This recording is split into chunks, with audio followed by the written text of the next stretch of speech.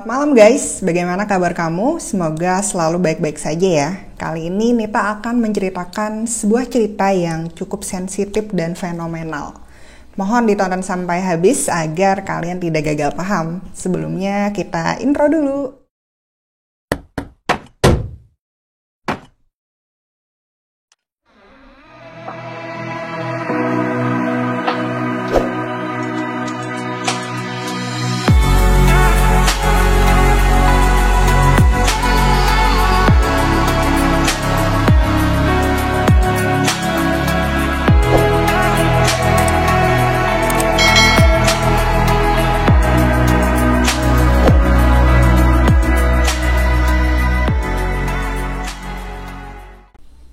Oke guys, kali ini Nita bakal membahas tentang sosok Ragil Mahardika. Tapi tenang guys, Nita di sini bukan memberikan panggung buat Ragil Mahardikanya ya.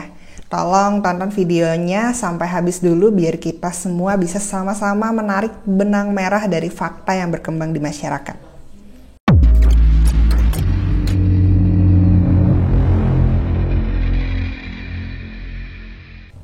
Jika bertanya sebagai manusia normal, apakah kalian setuju dengan kaum LGBT di Indonesia? Pastilah sebagai manusia normal juga menjawab tidak setuju.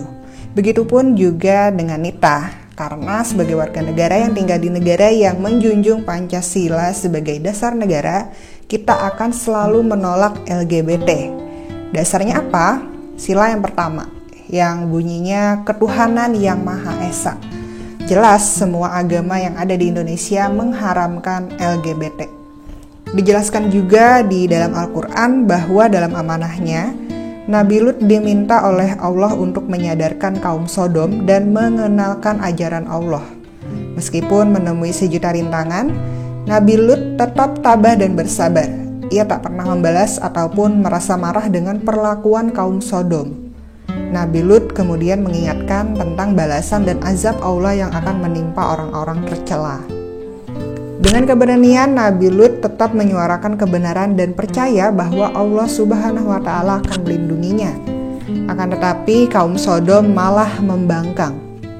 Maka Allah Subhanahu wa Ta'ala mendatangkan gempa bumi, angin kencang, dan hujan batu hingga negeri Sodom hancur bersama orang-orang tercela di dalamnya.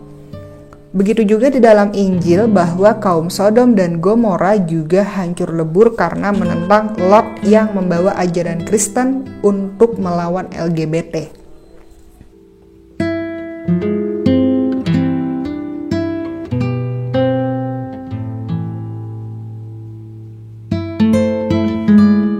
Jelas sekali dari kitab agama yang Nita lampirkan tadi bahwa kita harus menentang kaum LGBT. Apalagi kita adalah warga negara yang menjunjung sila pertama di negara kita, Indonesia.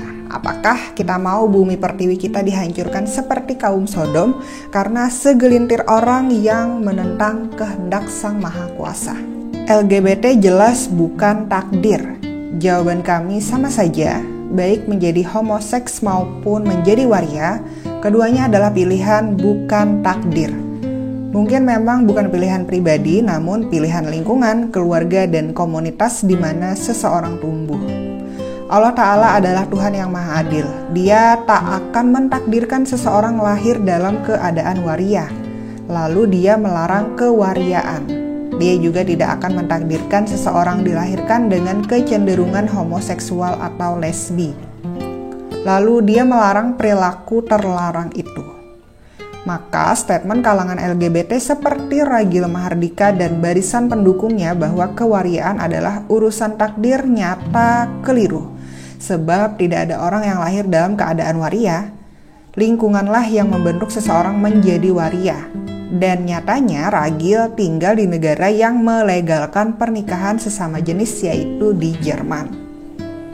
Jadi salahkah jika masyarakat Indonesia meradang?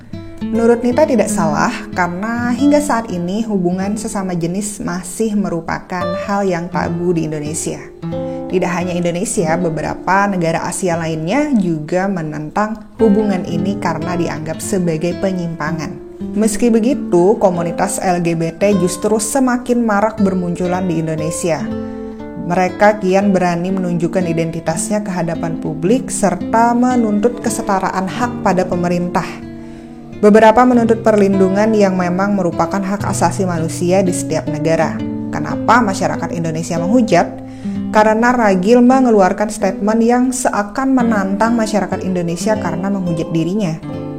Hal ini diperparah dengan diundangnya Ragil dan pasangan gaynya di acara podcast Close the Door milik YouTuber ternama yaitu Deddy Corbuzier. Masyarakat menganggap bahwa Ragil diberi panggung untuk menyebarkan pemahamannya tentang LGBT. Apakah Om Deddy juga salah? Menurut Nita sih kita tidak perlu membahas kesalahannya ya guys. Lebih baik kita mengapresiasi beliau dengan belajar dari kesalahannya dengan menghapus atau men-take down video tersebut.